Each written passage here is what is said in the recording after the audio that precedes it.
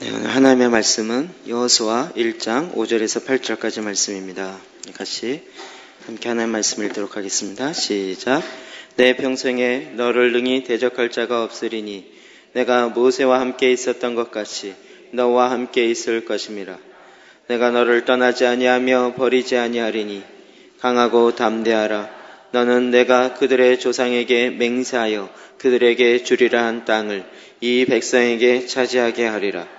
오직 강하고 극히 담대하여 나의 종 모세가 내게 명령한 이 율법을 다 지켜 행하고 우로나 좌로나 치우치지 말라. 그리하면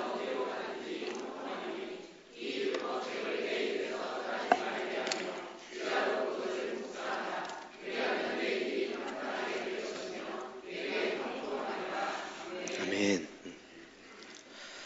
하나님께서 우리에게 기도 제단에 대해서 지금 계속 말씀하고 알려주고 계십니다. 성경의 인물에 나오는 기도 제단을 쌓았던 사람들의 실제로 한 사람씩 보면서 이 사람들이 어떻게 그 기도 제단을 세웠고 또 그것을 통해서 어떻게 일하셨는지를 보기를 원합니다. 오늘은 그런 의미에서 여호수아를 택했는데요. 여호수아는 이 시대에 우리에게 너무나도 중요한 인물입니다. 한국 사회 자체가 지금 여호수아 시대라고 이야기하는 그 시대로 들어가 있기 때문에 그렇습니다. 우리가 흔히 이야기하는 모세 시대와 여호수아 시대의 차이점을 명확하게 구분하여 보고 있습니다. 모세 시대는 이스라엘 백성을 구원하여서 애굽으로부터 구원해내는, 그래서 그들을 출애굽시켜서 하나님의 나라로 가게 하는 이 첫 스타트를 끊게 하는 것이 바로 모세 시대입니다. 어떤 의미에서 한국교회가 그동안 우리의 믿음의 선배들이 이 1세대 모세 시대의 역할을 너무나도 잘 감당해 오셨습니다. 그래서 수많은 사람들이 출애굽하였고 이 세상으로부터 떠나와서 하나님의 백성으로 구원받은 자들로 이 땅 가운데 살아가는 그 첫 번째 역할을 감당했던 것입니다. 그러나 이제는 여호수아 시대, 눈의 아들 여호수아, 모세가 죽은 이후에 하나님께서 다시 또 다른 한 인물을 택하시는데 그건 여호수아인 것입니다. 모세 시대에는 모세를 따라갔으면 됐습니다. 모세가 말하는 대로, 모세가 하라는 대로 순종하여 갔으면 됐습니다. 그러나 여호수아 세대에는 이제 모두가 다 가나안에 들어가 전쟁해야 하기 때문에 여호수아 혼자 전쟁하는 것이 아니라 모든 이스라엘 백성이 다 함께 이 전쟁에 참여하고 같이 한 마음으로 한 행동을 해야 하는 것입니다. 전쟁이라는 게 뭔지 아시겠죠? 실제로 지금 우리가 이 전쟁의 상황에 있고 계속적으로 이 싸움을, 영적 전쟁의 싸움을 싸워야 하는 이 시대에 그렇다면 어떻게 싸워야 되는가? 어떻게 그리스도인으로 이 시대를 살아야 하는가 하는 것을 가장 잘 보여주는 본문 자체가 바로 이 여호수아서입니다. 그런 의미에서 오늘 여호수아의 기도 제단에 대해서 같이 좀 살펴보려고 합니다. 여호수아는 모세에 비해서 많이 알려져 있지 않지만 그러나 성경에 계속적으로 모세가 가나안 애굽에서 출애굽하려고 하는 그 순간부터 여호수아가 함께했던 것을 볼 수 있습니다. 출애굽기 12장 13절 말씀 같이 읽어볼까요? 시작. 내가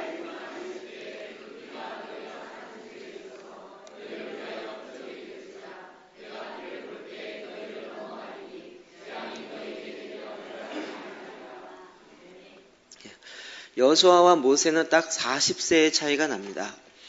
모세는 애굽의 바로의 궁에서 40년, 광야에서 40년, 다시 이스라엘 백성을 출애굽해서 나오는데 40년 이렇게 걸렸습니다. 여호수아는 애굽에서 40년, 그리고 출애굽해서 40년, 광야, 모세와 함께.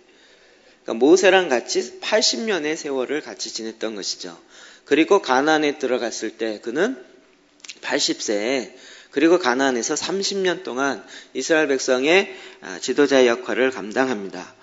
모세가 이스라엘 백성을 애굽으로부터 이 세상으로부터 출애굽시킬 때 그때 나이가 그가 40세라고 추측합니다. 여러분 출애굽할 때 우리가 잘 아는 것처럼 이스라엘 백성들뿐만 아니라 애굽 전 지역에 이 6월절에 지내지는 이 마지막 10번째 재앙의 일들을 행합니다. 각 가족 수대로 양을 잡습니다. 그리고 그 양의 피를 받아서 문, 설조와 임방에 바르고 그날 저녁에 하나님의 사자가 운행하실 때 그 피가 있는 그 집은 넘어가고 그렇지 않은 집은 들어가서 첫째 난 것을 다 죽였습니다. 이 일로 말미암아 애굽의 바로 왕이 즉각 모세와 아론을 부르고 이스라엘 백성을 이제 다 나가라. 애굽에서 나가라라고 그가 입으로 그렇게 그들을 출애굽시키게 되어지는 이 사건이 바로 이 6월절 사건입니다. 그럼 이 6월절 사건은 하나님이 이 사건을 명령하실 그 순간부터 너희가 이 다음에 매해 이것을 지키라라고 이야기하고 있습니다. 그래서 오늘날도 우리가 6월절이 되어지는 거죠. 절기로 계속적으로 내려오는 것입니다. 이것은 정말 영적으로 너무나도 중요한 의미죠. 오늘은 그 이야기를 하기보다는 그 이야기 가운데 있는 여호수아입니다. 여호수아는 눈의 아들 여호수아 이렇게 이야기합니다. 대부분 성경은 장자 중심으로 기록하고 있습니다. 그러니까 여호수아도 결국 첫 번째 장남인 것입니다. 여러분, 하나님이 모세에게 명령하였고 이제 이 어린 양의 피를 바르지 아니하는 그 집은 다 첫째가 죽을 것이다 라고 하나님이 말씀하였습니다.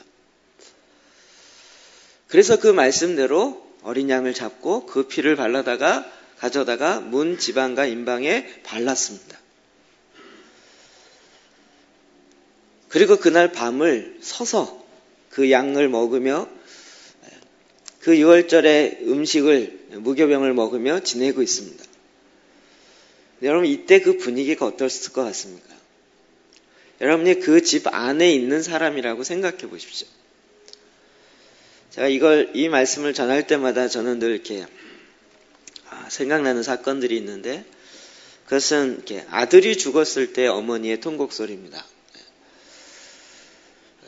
이건 정말 이게 다른 차원이더라고요. 아들이 죽었을 때 그 어머니의, 그 부모의 통곡 소리. 혹시 그런 거 들어본 적 있으십니까? 저는 이렇게 원치 않게 그런 장례에 몇 번 제가 장례를 하게 되어지면서 자식의, 특히 장남의 장례를, 죽음을 앞두고 그 앞에 있는 그 어머니의 통곡 소리는 정말 잊을 수가 없습니다. 정말 그 한이 맺히고 그 가슴에 묻어둔다라는 그 말이 그대로 느껴질 정도입니다. 여러분, 그 아들이, 장자가 지금 한 집 한 집씩 죽어나가고 있습니다. 애굽 전 지역이 지금 통곡 소리가 나고 있다. 성경은 이렇게 이야기하고 있습니다. 여러분, 그런데 이스라엘 백성은 지금 집 안에 있습니다. 주위에서 통곡 소리가 하나씩 나고 있더니 이제 전국이 다 통곡 소리로 완전히 잠겨버렸습니다. 그런데 내가 장남입니다. 저는 다행히 차남이라 근데 내가 장남입니다. 내가 죽지 않을 수 있는 보장은 무엇일까요? 단지 이 양의 피를 저 그 설조와 임방에 발랐다는 것, 그거 외에는 없습니다. 사람들이 다 장자가 죽어가고 있는 이 상황에 내가 비록 이스라엘에 속해 있고 하나님 말씀하시는 대로 그 어린 양의 피를 잡아다가 문에다 바르긴 했지만 과연 나는 안전할까? 그럼 그 조바조바한 그 마음을 갖고 하루 저녁을 꼬박 지내야 했던 것이 여호수아였습니다. 여호수아는 그 6월절의 이 사건을 그의 몸소, 그의 마음속에 정말 평생 잊지 아니할 그런 사건으로 그는 함께 경험하며 통과해야 했던 것입니다. 그 다음날 아침에 이스라엘 백성이 모세의 명령 따라 드디어 출애굽을 합니다. 그랬을 때 집 안에 꽁꽁 있었던 그 장남들이 앞에 나와서 딱 애굽의 상황을 보니까 완전히 장례식 분위기예요. 그런 가운데 자기는 장남이에요. 집 밖에 나와서 딱 집을 돌아볼 때 그냥 피만 눈에 확 들어오겠죠. 어린 양의 피만. 그는 평생 잊지 못할 그 사건을 그가 경험하면서 정말 하나님이 우리를 어떻게 구원하시는가, 그 어린 양의 피로 나를 구원하시는구나 라고 하는 너무나도 확실한 경험, 체험을 하게 되는 것입니다. 우리가 지금도 잘 알듯이 예수 그리스도의 피가 우리를 거룩하고 정결하게 하십니다. 예수의 피가 우리를 구원하시는 것입니다. 그 예수의 피가 흘려진 십자가는 우리가 아브라함의 기도 제단에서 살펴보았듯이 그것은 완벽한 하나님의 제단이었습니다. 그의 아들 이삭을 바치라고 했던 모리아산은 바로 예수님이 십자가에 달리셨던 그곳이고, 그곳에 예수님이 나무 위에 달려서 그 피를 흘린 것은 이삭을 통하여 제물로 바쳐진 하나님의 그 제단의 완성의 모습, 그것을 우리에게 보여준 것입니다. 그러니까 결국 여호수아는 이 어린 양의 피로 자기가 구원받았다라는 그 확실한 그 체험을 그는 완전히 몸으로 경험한 것입니다. 그것뿐만이 아닙니다. 여호수아는 계속 그가 모세와 함께 하고 있는 동안에 이런 일들을 많이 경험합니다. 출애굽기 17장 10절입니다. 시작.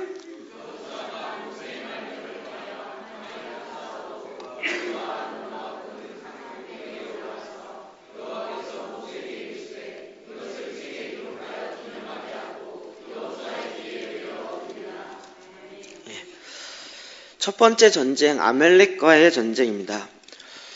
이때 여호수아는 모세가 나가지 않고 본인을 내보내는 그 모세의 말에 좀 의아해했을지 모르겠습니다. 그러나 그는 나갔습니다. 그리고 전쟁하고 있었는데 이 전쟁이 쉽게 이기지 않았습니다.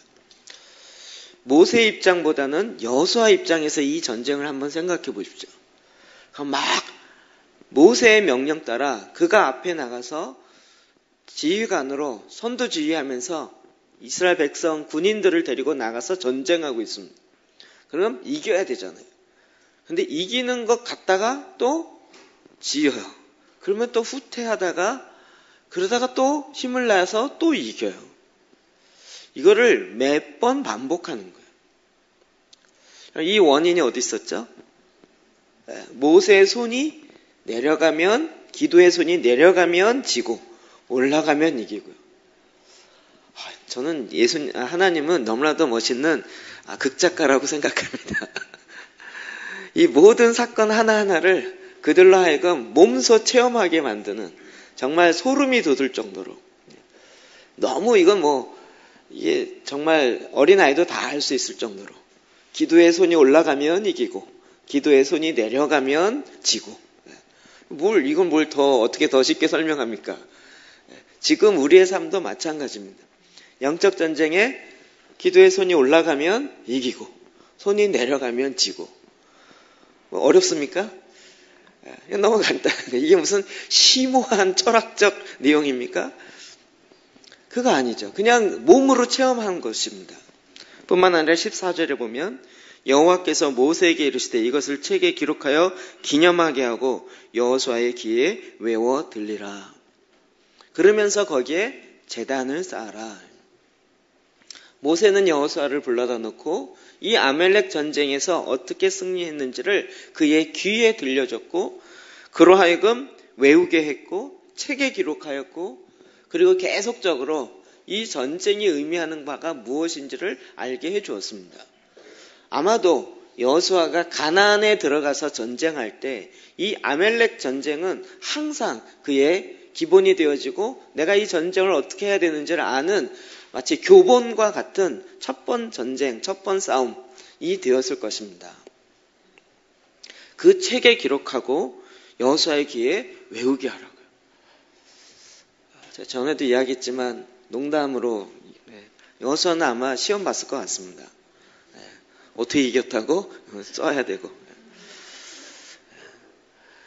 그리고 한 달에 한 번씩 불러다 놓고 또 까먹으면 안 되니까 다시 시험 보고 또 시험 보고. 그가 외운 거를 계속 테스트하고, 그리고 그것에 제단을 쌓았고, 그 제단을 볼 때마다 계속 여호와 니시의 하나님, 여호와 이레의 하나님, 여호와 니시의 하나님, 하나님은 우리의 승리가 되시고 우리의 깃발이 되어지시고, 이거를 늘 머릿속에 각인이 되어지도록 하나님이 하신 것입니다. 이 전쟁을 통하여 여호수아는 정말 내가 해야 될 자기의 사명이 무엇인지를 정확하게 이해했을 것입니다. 그리고 모세가 시내산에서 십계명을 받을 때의 사건입니다. 13절, 24장 13절 볼까요? 시작.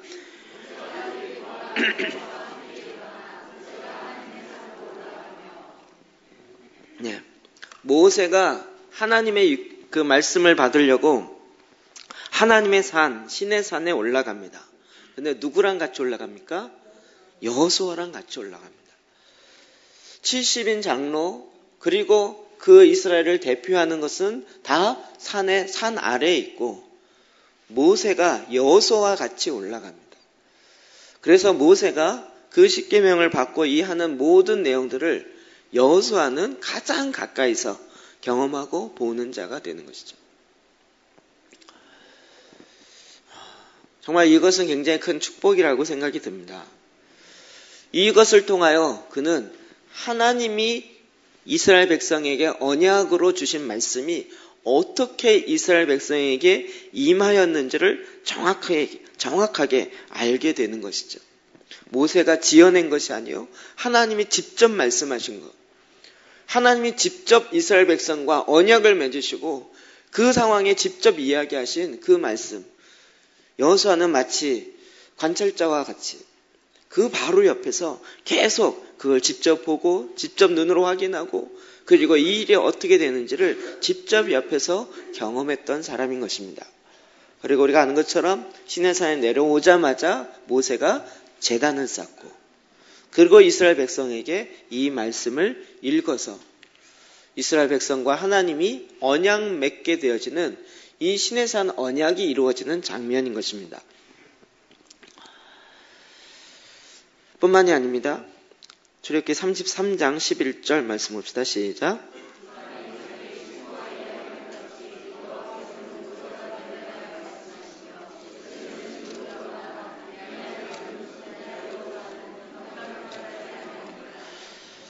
이스라엘 백성들이 모세를 가장 따랐던 것은 하나님이 모세와 함께하는 게 너무나도 확연하게 표적으로 나타나는, 그리고 모세는 늘 입만 열면 하나님이 이스라엘 백성에게 이렇게 전하라고 말씀하셨습니다.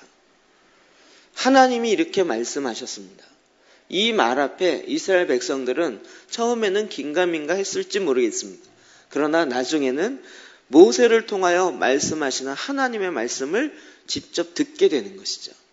지금 이 33장은 드디어 시내산에서 떠나서 가나안을 향하게 되어지는 그 장면을 이야기하고 있습니다. 여호수아가 계속 모세와 같이 다녔습니다. 그러면서 이 모세에 있는 이 지도력의 비밀, 모세에 있는 이 능력의 비밀, 이 모든 것이 다 회막에서 하나님의 말씀을 듣고 그 말씀을 그대로 전하는 이 사건인 줄을 여호수아는 아는 거죠. 그래서 눈의 아들 젊은 수종자 여호수아는 회막을 떠나지 아니하고 그곳에서 회막 안에 머물렀습니다. 회막 안에 머무른 게 뭐였을까요? 그것이 바로 기도의 제단 가운데 하나님의 그 언약의 자리 가운데 머물러 있다라는 것입니다. 그럼 이것은 우리 그리스도인들에게 가장 기본이 되어지고 반드시 해야 될 일을 여호수아를 통하여 계속 훈련하고 학습하여 알게 한 사건이라는 것을 우리가 볼 수 있습니다. 제가 지금 기도 제단에 대해서 너무나도 많은 시간을 이야기하고 강조합니다. 그러나 앞으로 더 할 겁니다. 이거는 모든 그리스도인들이 반드시 해야 할 일입니다. 우리가 이러지 아니하면 영적 전쟁에 승리할 수가 없습니다. 자, 드디어 이제 여호수아가 첫 번째 리더십을 발휘하게 되어진 사건이 요단강을 건너게 되는 사건입니다. 3장 7절부터 9절까지 말씀 봅시다. 시작.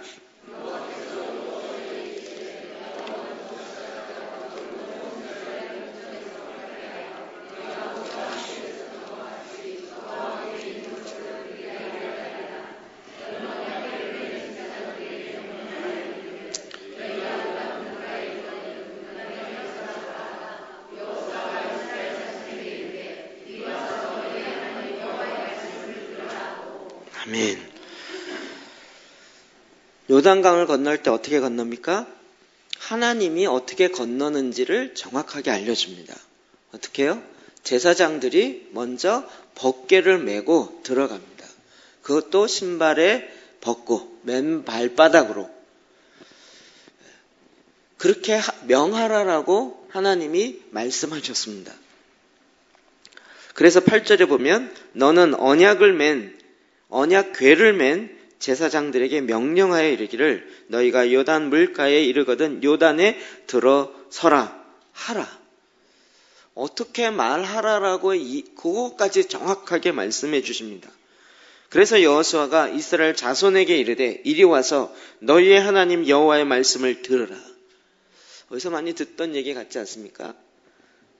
너희의 하나님 여호와의 말씀을 들으라. 쉐마가 생각나기도 하고 모세가 했던 말을 팼던 여호와의 말씀을 들어라. 여호수아도 이제 본인이 이스라엘 백성을 이끌어야 되는 이 상황 속에서 똑같이 하나님이 나에게 이렇게 말씀하셨다. 너희는 여호와의 말씀을 들어라 라고 말하는 것입니다. 자, 여호수아가 이 말을 어떻게 들었을까요? 어디에서 들었을까요? 갑자기 자고 있는데 꿈에 여호수아 야야야야야야 하면서 너는 내 말을 이렇게 됐을까요? 우리가 그동안 계속 보았던 말씀을 통해서 보면 여호수아에게 명령했던 것처럼 밤낮 주의하로 주의 말씀을 묵상하며 그 말씀 가운데 들어가는 이 회막 안에 들어가는 이 일을 멈추지 아니하고 계속 갔겠죠. 그가 요단강을 건너기 직전에 하나님 앞에 나아가서 하나님 요단강을 건너야 되는데 어떻게 건너야 될지 좀 알려주십시오. 이렇게 했을 거라고 저는 전에 생각했는데 지금 말씀을 정확히 보니까 그것이 아니었던 거예요. 하나님 앞에 나가서 또 하나님이 주신 말씀을 묵상한 거예요. 묵상이 뭐라고요? 읊조리는 거예요. 그러니까 모세오경을 계속 반복하는 거예요. 아침 기도가 있고 점심 기도가 있고 저녁 기도가 있고요. 그때마다 늘 가서 기도해요. 그 기도하는 그 순간에 하나님이 말씀으로 임하시는 거죠. 베드로도 그 기도 시간에 하나님의 성전에 올라갔을 때 하나님이 환상을 보여줘요. 신약에 나타나는 모든 기적의 역사들이 다 기도 시간에. 즉 자기가 시간을 정해놓고 하나님의 얼굴 앞에 나아가는 이 기도의 제단을 세워놓고 그 앞에 나아가는 그 시간에 하나님이 말씀하신다. 우리는 신앙의 위인들은 막 기도도 안 해도 하나님이 갑자기 환상을 확 보여주시고 뭐 그냥 걸어가다가도 뭐가 눈이 확 열리고 이럴 것 같죠. 성경을 보면 볼수록 그것이 아니라는 것을 알게 됩니다. 그들이 꾸준히 하나님 앞에 나아가고 하나님 주신 말씀대로 주야로 말씀을 묵상하며 아버지 앞에 나아간다고요. 그러면서 하나님이 주신 그 말씀을 그대로 전한다고요. 여기까지만 이렇게 말씀을 보아도 오늘날 성도들의 모습과 너무 다르다는 거 아시겠죠?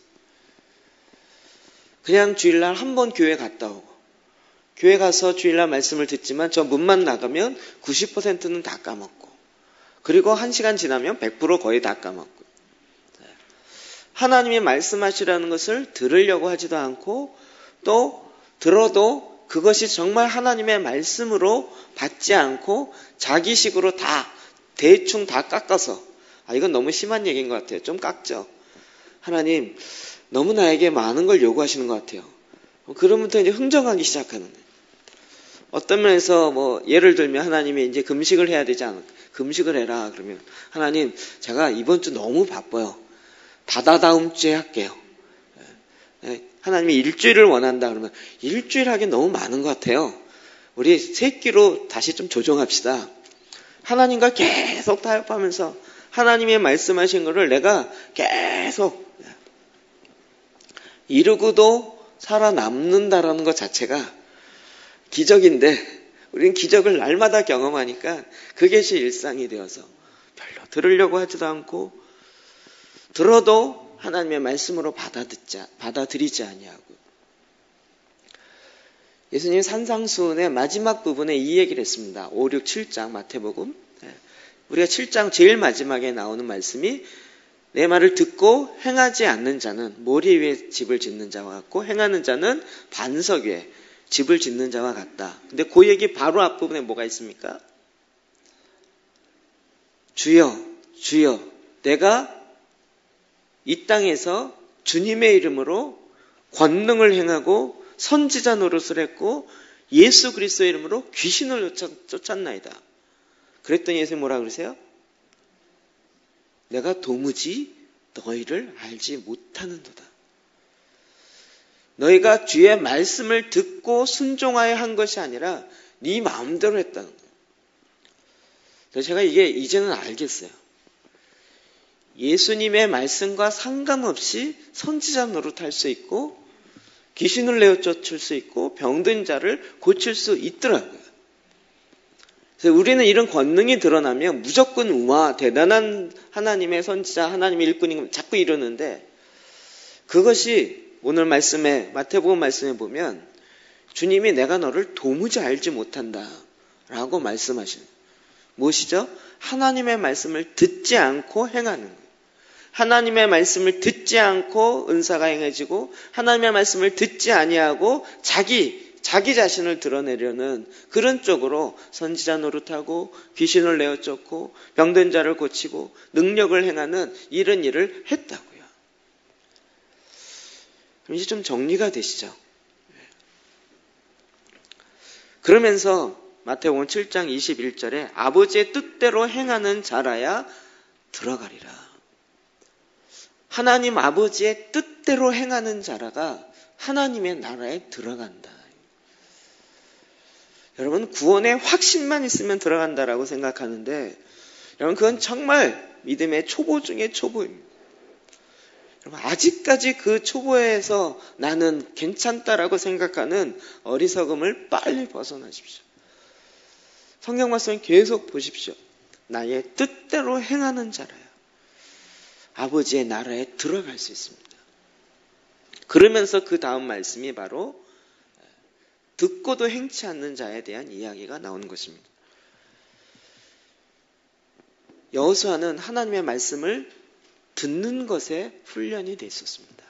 어찌 보면 모세와 같이 40년 동안 모세가 사역하는 그 기간 동안 그의 사역의 가장 핵심이 회막을 떠나지 아니하고 말씀을 들으며 그 말씀을 그대로 순종하였던 모세의 모습 속에서 여호수아는 바로 그것을 배웠을 것입니다. 그래서 이 요단강을 건넙니다. 요단강 건널 때 어떻게 해요? 제사장들이 언약궤, 법궤, 하나님의 말씀, 하나님이 함께 한다는 임재의 상징이었던 그 법궤를 메고 제사장들이 가장 앞서 나갑니다. 이것도 너무 의미가 정확하죠. 그게 뭐예요? 그 안에 십계명이 들어있습니다. 가장 핵심인 십계명이 들어있습니다. 하나님의 말씀이 가장 앞장서 나간다고요.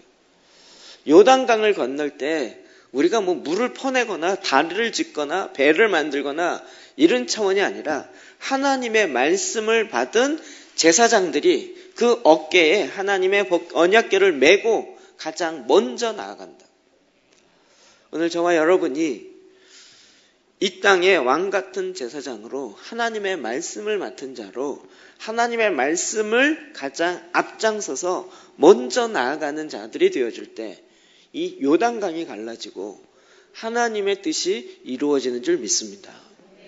그러려면 우리 모두가 다 기도의 제단이 반드시 있어져야 하는 거죠.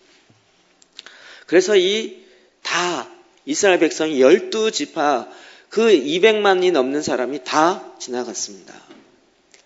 그리고 나서 그 요단강 바닥에 있는 돌을 한 지파당 한 명씩 뽑아서 그 돌을 가져오게 하는 거죠. 자, 한번 읽어볼까요? 20절부터 24절 시작.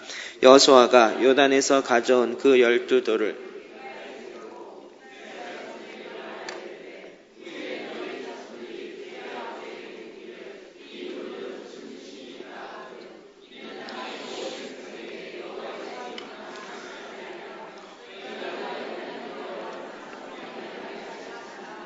아멘. 그 요단강에 그 강바닥에 있는 돌을 한 지파당 한 명씩 갖고 와서 첫 번째 요단강 건넌 다음에 진을 쳤던 그 길갈에 그곳에 12개의 돌을 세워놓고 하나님이 우리와 함께 하심으로 여호와의 손이 강하신 것을 알게 하며 너희의 하나님 여호와를 항상 경외하게 하기 위해서 이 돌을 세워놨다고 너희의 자손들에게 계속 알리라 라고 말씀하신 거죠. 또 쉐마 또 생각나죠. 이스라엘아 들으라. 우리 하나님 여호와는 오직 유일한 여호와이시니 너는 마음을 다하고 뜻을 하고 힘을 다하여 주 너희 하나님을 사랑하라. 내가 내게 분부한 이 모든 것을 자손들에게 너희 자녀들에게 가르쳐 지키게 하라고요. 하나님은 한 번만 이야기한 게 아니라 모든 사건이 일어날 때마다 계속 그 자손들에게 이와 같은 그래서 하나님을 경외하고 하나님의 강한 손이 우리를 도우셨다라는 것을 계속 알게 하려는 하나님의 이 사인들이 계속 세워놓으시는 거예요. 하나님이 불안하셨다기보다는 이스라엘 백성이 워낙 잘 까먹으니까 우리나라 아줌마 정신이 여기서 나오지 않았나 싶어요. 잘 까먹어요. 그리고 언제 얘기했냐 그래요. 그리고 기억 안 난다 그리고 그래서 하나님도 돌을 세워놓고 이 돌을 봐라. 남편들이요 말할 때 돌을 세워놓고 언약을 그래서 그것을 기념할 만한 것들 딱 세워놓으시라고요. 남편뿐만 아니라 우리 모두가 다 마찬가지죠. 하나님이 말씀하시는데 잘 안 듣고 그걸 잘 기억하지 않으려고 그래요. 그때마다 하나님은 우리에게 흔적을 남겨놓길 원하세요. 이 요단강을 건너는 이 사건은 우리에게 동일하게 너무나도 중요한 것들을 그냥 곧바로 알려줍니다. 언약궤가 가장 앞장서 가는 거예요. 하나님의 말씀이 가장 앞장서 가는 것이에요. 모든 그리스도인의 삶은 바로 이것입니다. 자, 이제 가나안 땅에 들어가서 첫 번째 전쟁을 합니다.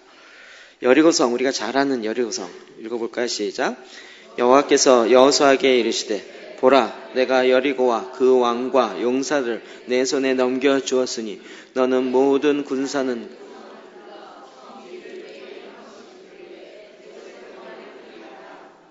아멘. 하나님이 여호수아에게 이미 이 여리고성은 너의 손에 넘겨주었다라고 하나님의 결론을 말씀해 주셨어요. 그러면 방법이 어땠든 이미 하나님이 말씀하셨기 때문에 이것은 싸움이 끝난 거죠. 그래서 여호수아가 이스라엘 백성을 모아놓고 하나님께서 저 성을 우리에게 주셨느니라 라고 전쟁도 하기 전에 이미 선포를 해요. 하나님이 그렇게 말씀하셨다는 거예요. 여러분, 이스라엘 백성들이 가나안에 들어올 때 가나안에 있는 많은 부족들이 제일 무서워했던 건 뭐냐면 저들이 믿는 하나님은 대단한 하나님이라는 거예요. 우리가 듣도 보도 못했던 그런 기적과 이사를 행하면서 가는 곳마다 생각지도 못했던 그 하나님의 도우심으로 항상 이기는, 우리는 그런 하나님과 싸울 수가 없는 거죠. 그러니까 늘 쳐들어오면 질 수밖에 없구나. 이게 여리고성 사람들의 간담이 녹았던 그 많은 소문들이었어요. 그런데 이스라엘 백성은 그 하나님을 믿지 않았던 거죠. 그보다 그 전에 첫 번째 정탐했을 때 12명의 스파이를 보냈을 때 믿지 않은 거예요. 하나님의 말씀보다는 눈에 보이는 것만 생각한 거죠. 그들은 키가 장대하고 그들 앞에 우리는 메뚜기와 같다는 거예요. 이 메뚜기 컴플렉스가요, 아직도 우리 안에 있어요. 이 세상 사람들은 골리앗과 같고 이 세상의 시스템은 정말 너무 기골이 장대해서 우리는 그 앞에 메뚜기와 같다는 거예요. 그런데 하나님이 그 성을 메뚜기에게 맡기시면 메뚜기가 그 성을 차지합니다. 이 모든 것은 하나님의 말씀에 달려 있는 것이죠. 여러분 16절에 보면 이렇게 됩니다. 시작. 7번째 제사장들이 나팔을 불 때 여호수아가 백성에게 이르되 외치라 여호와께서 너희에게 이 성을 주셨느니라. 아멘. 7번째 제사장들이 나팔을 불 때 이제는 이제 말씀이 너무나도 이렇게 살아있는 것 같아요. 7번째 나팔 그러면 또 뭐가 생각납니까? 계시록 생각나지 않으세요?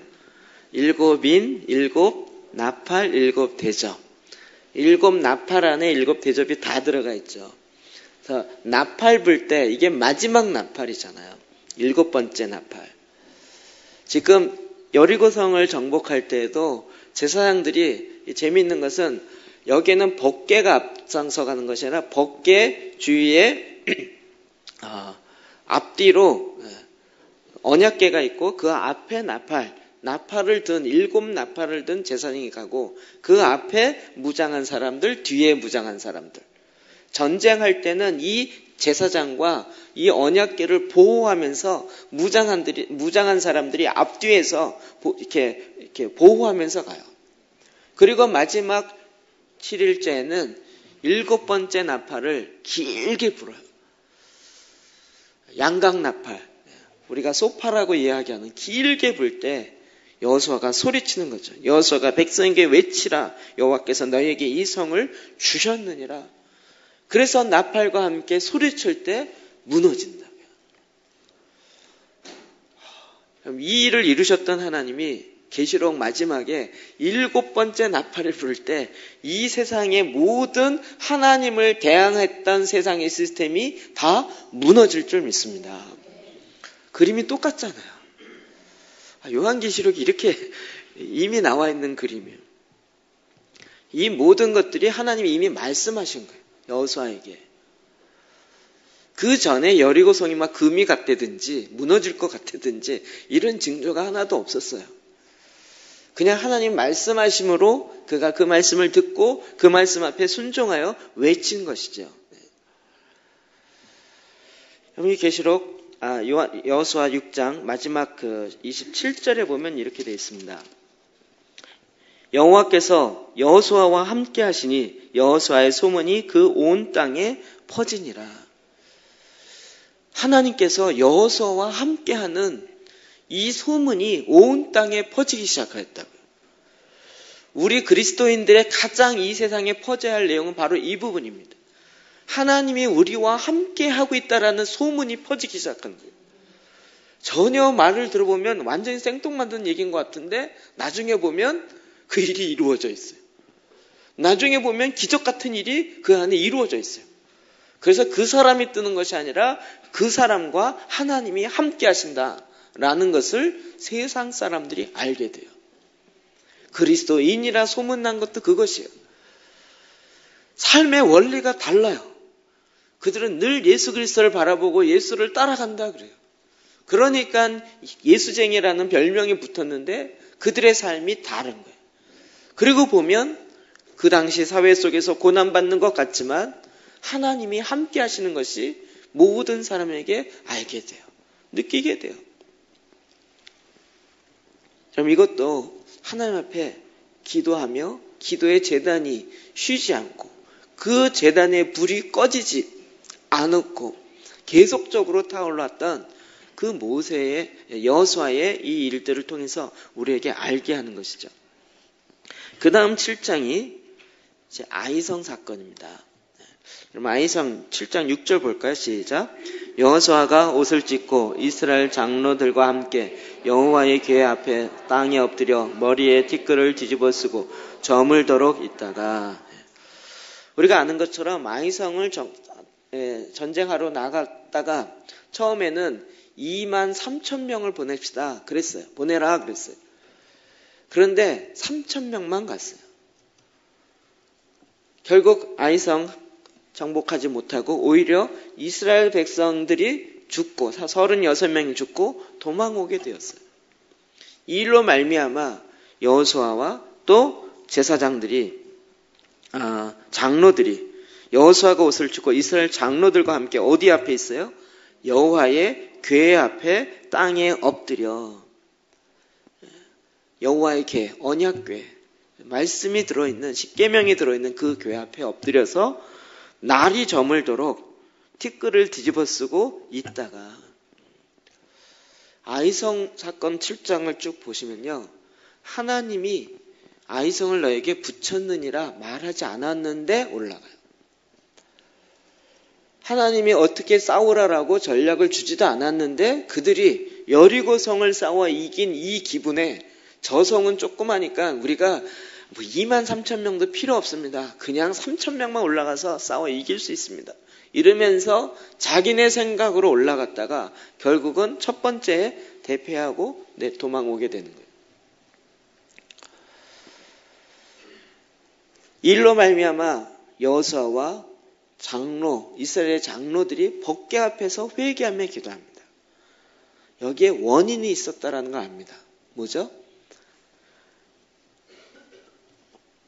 하나님께서 여호수아에게 말합니다. 이 10절부터 나오는데 10절 11절 봅시다. 시작.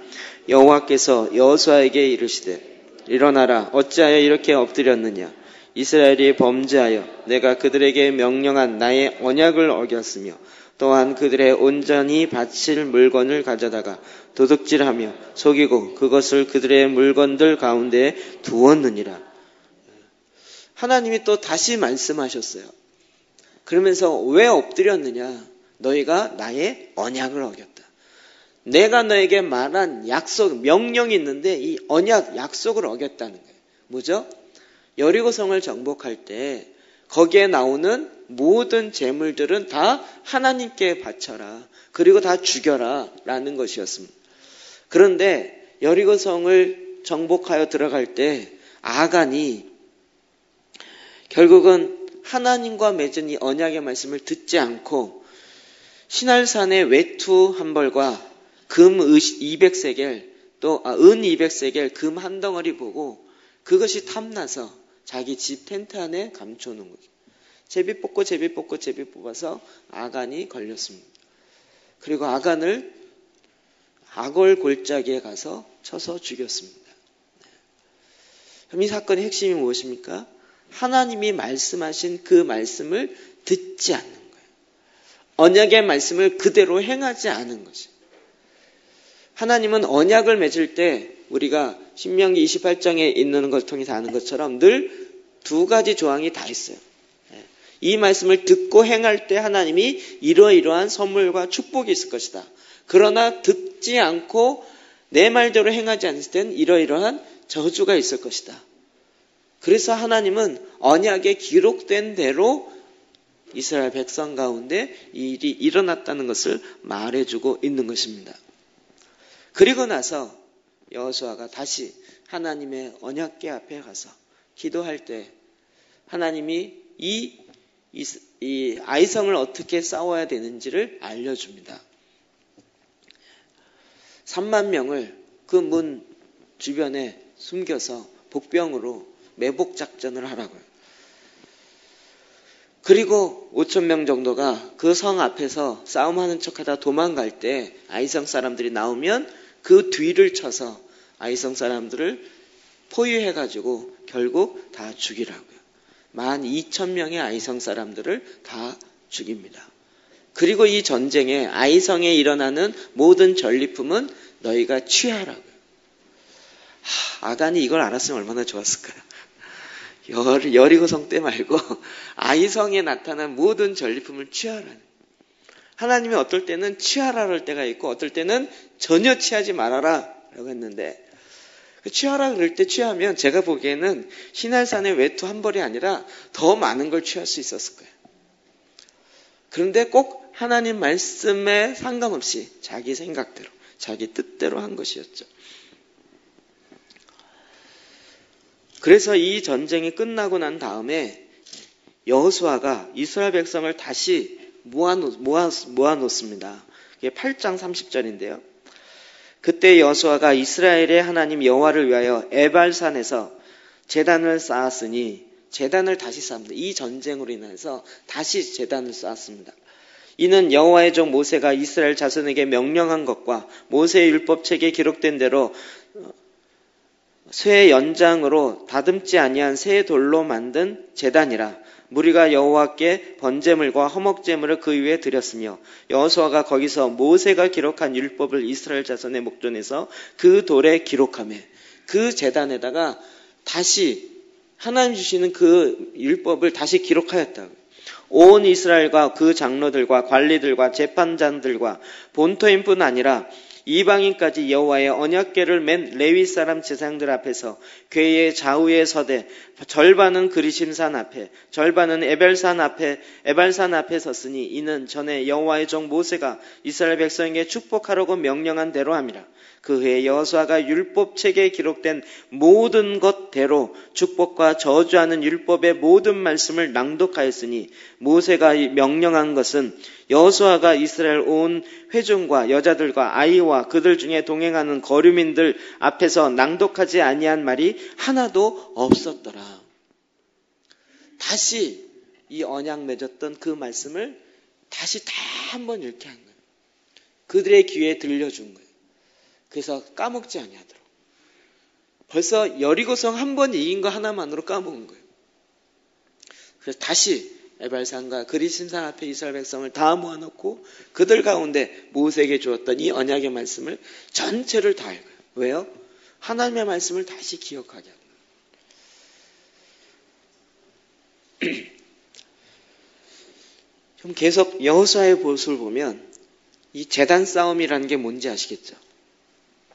하나님의 일하심은 이렇게 하나님의 말씀을 듣고 행하는 것과 같이 연결되어 있습니다.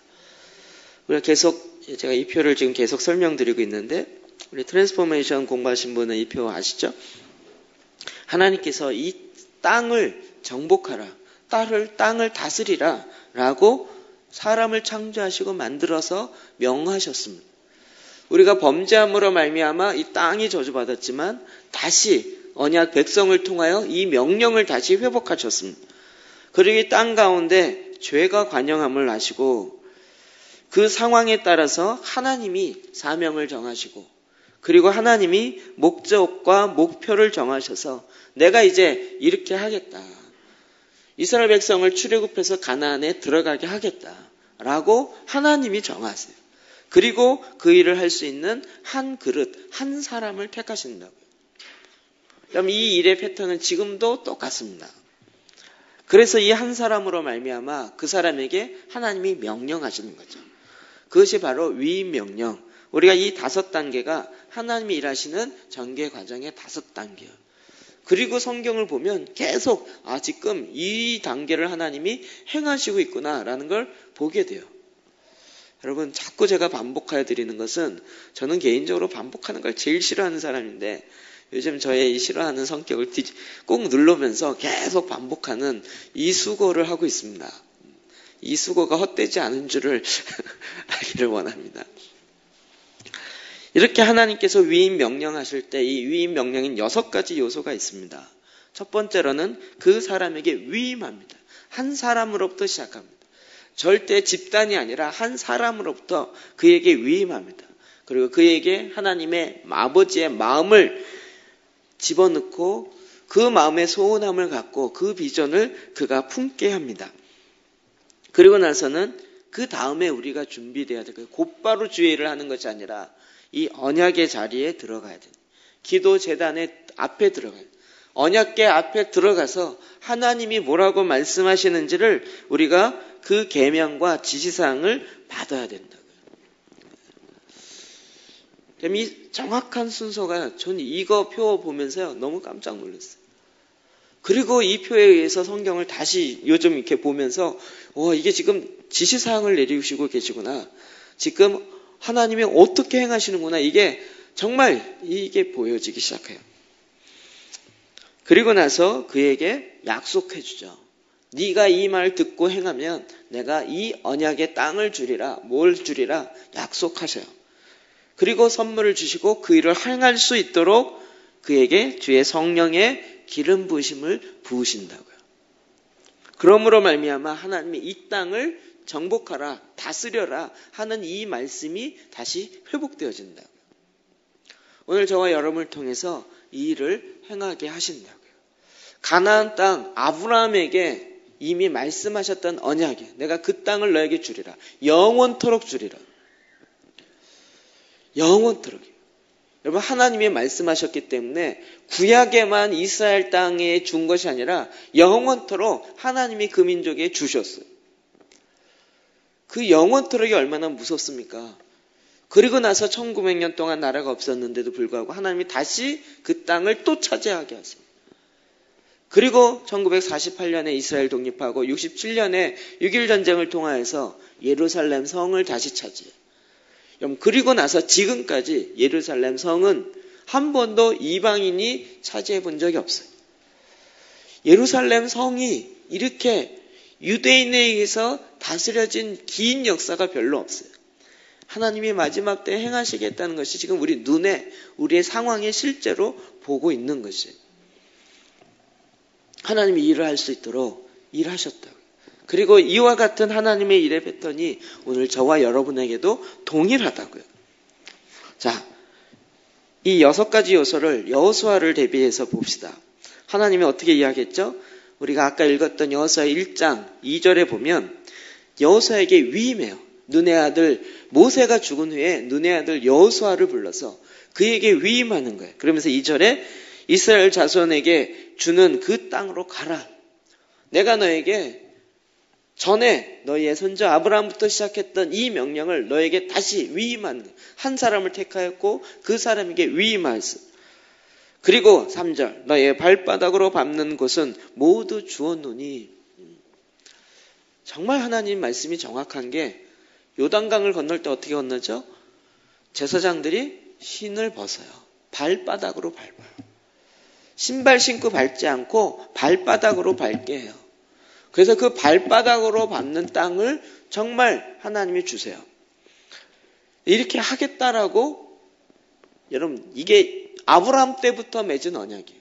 동서남북을 봐라. 내가 다 줄 것이다. 그리고 이제 여호수아에게 다시 이 비전에 붙잡히게 만드는 거죠.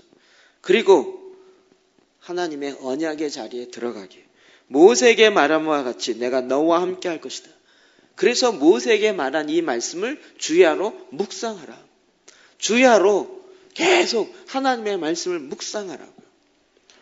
여러분 하나님이 말씀하시면 그냥 끝입니다. 저는 적어도 우리 그리스도인은 이 믿음이 있다고 생각합니다. 하나님이 말씀하시면 이게 기간이 문제이지 어떻게든 하나님 반드시 이루십니다. 그리고 나서 그에게 이제 명령을 내립니다. 정확한 지상. 이제 너는 마음을 강하고 담대하게 하라. 내가 너에게 명한 이 율법을 다 지켜라. 좌로나 우로나 치우치지 말라. 정확한 지시사항들을 줍니다. 지금 요즘 성경 보면서요. 하나님이 정확한 저와 여러분 가운데 지시사항을 주시더라고요. 그리고 나서 선물과 약속을 해줍니다. 내가 주리라 한 땅을 이 백성에게 차지하게 하리라. 여호수아 시대는 하나님의 이 언약의 약속을 차지하는 시대입니다. 여러분이 이것을 차지하시길 주의 이름으로 축복합니다. 그리고 내 길이 형통하리라. 네가 내 말대로 지켜 행할 때 내 길이 형통케 하리라. 정말 여호수아가 있는 동안에 30년 동안 형통케 되었던 많은 역사를 봅니다.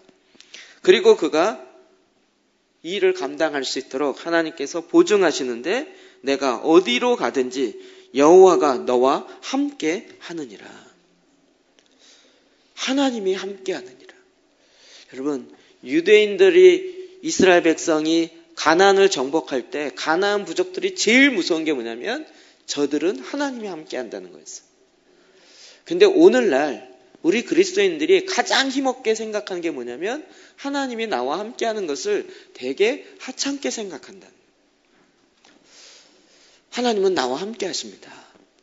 주님은 이 계명과 이 명령과 이 은혜의 축복들을 지금 저와 여러분에게도 나누십니다. 예수님이 마지막 대위임 명령의 마지막을 이렇게 이야기하셨습니다. 마태복음 28장 20절 시작.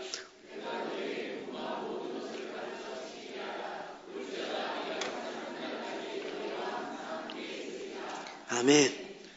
여호수아에게 말한 것처럼 저와 여러분을 향해서도 예수님께서 너희는 가라, 모든 민족으로 제자를 삼아라, 아버지와 아들과 성령의 이름으로 세례를 주고 내가 가르쳐 준 것을 모든 것을 가르쳐 지키게 하라. 볼자다 내가 세상 끝날까지 너희와 함께하리라. 예수님께서 친히 명하시고 약속하셨습니다. 저와 여러분 가운데 약속하셨습니다. 이 약속은 영원토록 변함이 없습니다. 주님이 아예 말씀하셨어요. 세상 끝날까지, 세상이 끝나는 그날까지 내가 너와 함께하리라는 이 언약의 약속은 결코 사라지지 않습니다. 지금도 하나님은 저와 여러분 가운데 함께하십니다. 지금도 하나님은 하나님의 계획을 우리 가운데 펼치시고 우리에게 말씀하시고 우리가 생각하기엔 전혀 불가능이고 우리가 생각하기엔 메뚜기처럼 느껴질지 모르지만 하나님은 우리에게 말씀하십니다. 내가 너와 함께함이라. 내가 너와 함께함이라. 하나님이 나와 함께하는 것, 임마누엘의 하나님, 하나님이 이 백성과 함께하심으로 이제는 하나님, 이 천지를 지으신 하나님이 함께하심으로 더 이상 두려워할 것이 없고 더 이상 이게 불신 가운데 들어갈 것이 없습니다. 여러분, 오늘날 그리스도인들이 이 하나님의 말씀 앞에 왜 이렇게 듣지 못합니까? 이게 어려운 말씀입니까? 하나님이 우리와 함께 하십니다. 하나님이 나와 함께 하십니다. 그리스도인의 가장 큰 핵심은 하나님이 우리와 함께 하는 거예요. 하나님이 왜 내 몸을 하나님이 성령이 거하시는 거룩한 성전이 되게 하고 나로 하여금 하나님의 교회가 되게 할 것이냐? 그것은 하나님이 내 안에 거하게 하시기 위해서. 하나님이 내 안에 거하심으로 말미암아 하나님의 말씀을 듣고 행하고 하나님의 말씀을 듣고 그대로 순종해 나갈 때 하나님이 하늘에서 이루어진 모든 계획들이 이 땅에 이루어지는 것을 우리의 눈앞에서 경험하고 보고 그대로 살게 되는 것을 우리로 하여금 살아내게 하는 것입니다. 그래서 주님은 동일하게 우리에게 이렇게 말씀하시는 거예요. 내가 세상 끝날까지 너희와 함께 하시리라. 저 오늘 베드로전서 오늘 오후 예배에 다시 말씀을 전할 것입니다. 이스라엘 백성들이 뿐만 아니라 초대교회 성도들이 초대교회의 가장 큰 박해 상황 앞에서 말씀해 준 것이 베드로전서더라고요. 제가 그 배경을 알고 다시 말씀을 보니까 말씀이 너무 새로운 거예요.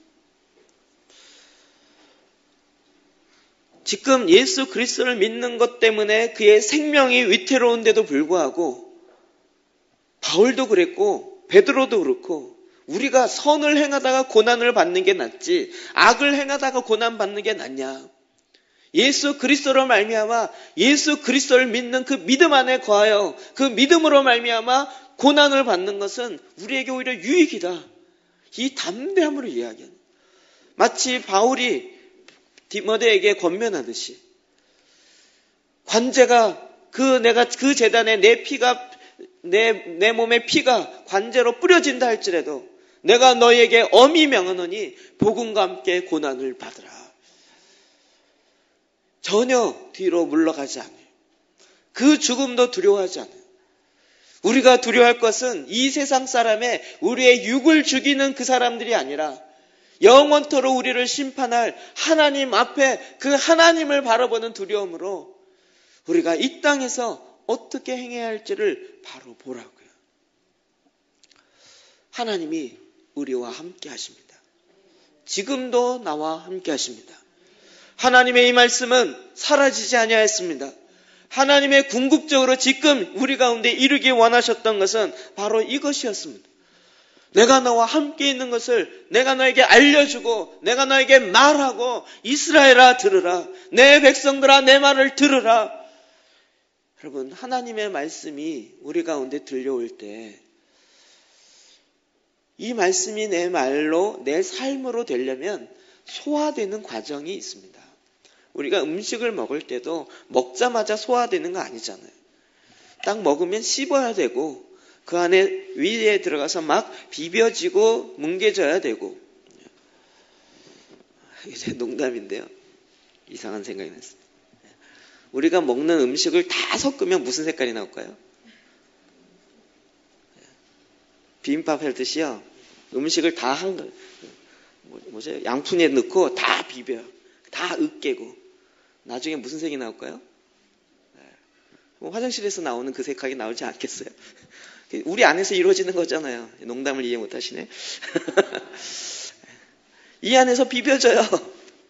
그런데 그 중에 에너지가 될 것들을 다 빼내고 그 힘을 가지고 우리를 하여금 살게 하신다고요. 하나님의 말씀이 우리로 하여금 하나님이 나와 함께 하시고 그때마다 이 말씀을 받지 못하고 이 말씀을 알지 못하는 것은 마음에 강하고 담대하라 이 계명을 받지 않기 때문이에요. 염려하고 걱정하고 두려워하기 때문에 그 상황에 주시는 하나님의 말씀을 받지 않는 것이에요. 하나님이 말씀하여 줘도 듣지 못하는 거예요. 그러나 하나님은 모든 하나님의 백성들 가운데 주의 성령의 기름 부으심으로 말미암아 모든 것들을 알 수 있게 하셨습니다. 그리고 이 일을 저와 여러분이 각자 개인의 기도 제단을 통하여 그 가운데 들어가서 주님이 말씀하시는 그 지시사항과 계명들을 받게 하셨고 그 일을 행할 수 있는 하나님의 은혜와 기름 부으심을 우리 가운데 부으셨습니다. 주님은 지금도 우리에게 계속 말씀하신 것입니다. 호세아 6장 1절부터 3절에 이렇게 말하고 있습니다. 이스라엘 백성이 범죄하였습니다. 그래서 바벨론의 포로로 잡혀가 있고 다시 돌아올 가능성이 없었습니다. 그럼에도 불구하고 하나님은 선지자를 통하여 계속 말하고 있습니다. 오라, 우리가 여호와께로 돌아가자. 여호와께서 우리를 찢으셨으나 도로 낫게 하실 것이요 우리를 치셨으나 싸매어 주실 것임이라. 여호와께서 이틀 후에 우리를 살리시며 셋째 날에 우리를 일으키시리니 우리가 그 앞에서 살리라. 우리가 범죄함으로 말미암아 하나님의 죄의 언약에 기록된 대로 그 심판 가운데 나가서 지금 그 하나님의 채찍에 맞았다 할지라도 다시 여호와께로 돌아가자. 여호와께로 돌아가자. 여호와께서 우리를 낫게 하실 것이라. 그가 우리를 치셨어요. 우리의 죄악으로 말미암아 그 심판이 오는 것이 마땅해요. 그럼에도 불구하고 우리가 여호와께로 돌아가자. 그가 우리를 싸매어 주실 것이라. 여호와께서 이틀 후에 우리를 살리신다. 지금 우리가 죽는 것 같은데 이틀 후에 다시 우리를 살리신다고요. 셋째 날에는 우리를 일으키신다고요. 우리가 그 앞에서 살리라. 그러므로 우리가 여호와를 알자. 힘써 여호와를 알자.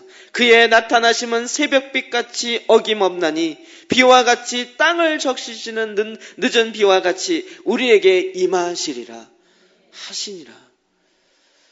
늦은 비와 같이 하늘에 비가 내림으로 이 땅의 갈급함 그 모든 것들이 다 해결되는 것처럼 하나님께서 그 늦은 비와 같이 우리에게 하나님의 은혜를 부으신다고.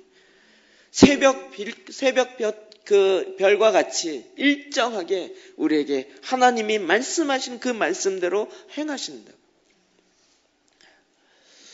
여러분, 기도의 제단은 우리 그리스도인의 가장 핵심이고 기초가 되는 것입니다. 그러므로 주님이 우리에게 놀라운 축복입니다. 하나님이 이미 내 안에 하나님을 주셨습니다. 하나님의 선물 정도가 아니라 그분이 우리에게 임하시고 하나님의 영이 임하시고 그로 말미암아 하나님의 말씀이 임하시고 영원토록 선지자들도 알기 원했고 천사들도 알기 원했던 하나님의 놀라운 구원의 역사가 오늘 내 안에 이루어져서 이제는 그 말씀으로 오늘 이 땅에 여호수아보다 더 탁월하게 가나안 땅을 정복하라고요. 이 땅을 다스리라고요. 어떻게 다스릴지 내가 너에게 알려주겠다라고 말씀을 통해 우리에게 주신다고요. 저는 이 기도재단을 알고 난 다음부터 정말 표현이 그렇지만 신세계를 가는 것 같아요. 제가 성경을 읽으면서 읽을 때마다 야 정말 어렵다 이랬는데요. 요즘은 이렇게 말씀을 보면서요. 말씀이 그냥 너무 표현이 좀 웃긴데 쉬운 거 있죠. 지금 지시사항을 주시네. 지시사항을 놓고 보니까 내가 그대로 안 했네. 회개할 게 너무 많은 거예요. 이거 회개해야 되겠구나. 이거 고쳐야 되겠구나. 하나님 이렇게 하라고 말씀하셨는데 내가 이걸 행하지 않았거든. 하나님 내 안에 계시더라고요. 내 안에 하나님이 거하신다고. 주님이 영원토록 이 명령을 우리에게 약속하셨다고요. 볼지어다 내가 세상 끝날까지 너희와 항상 함께 있으리라. 볼지어다 내가 세상 끝날까지 너희와 항상 함께 있으리라. 내가 너와 함께 있으리라. 예수님께서 마지막으로 우리 가운데 명하시고 약속하셨고 그 실제를 우리 가운데 살게 하셨습니다. 여러분 이 삶을 매일같이 살아내시기를 주의 이름으로 축복합니다. 기도하십시오.